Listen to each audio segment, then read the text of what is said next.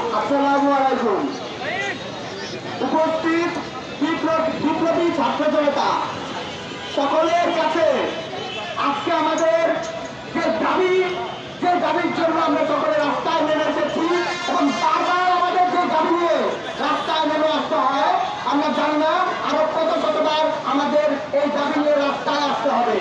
তবে সেই দাবি হচ্ছে স্বৈরাচার ফ্যাসিবাদী আওয়ামী লীগ সেই পতনের পর থেকে তাদের এখনো কোনো পুরোপুরি তাদের এই আওয়ামী লীগ সরকারকে নিষিদ্ধ ঘোষণা করা হলো না, সেই দাবি আমরা চাই। এই বিপ্লবী ছাত্র জনতার বাংলাদেশের বিপ্লবীদের এক দাবি, এই আওয়ামী লীগকে বাংলাদেশের মাটি থেকে নিষিদ্ধ ঘোষণা করতে হবে। এই নিষিদ্ধ ঘোষণা করতে হবে। কোন কোন উপায় অবলম্বন করতে হবে আমাদেরকে বলেন। যত ধরনের উপায় আছে সব ধরনের উপায় অবলম্বন করতে আমরা রাজি আছি।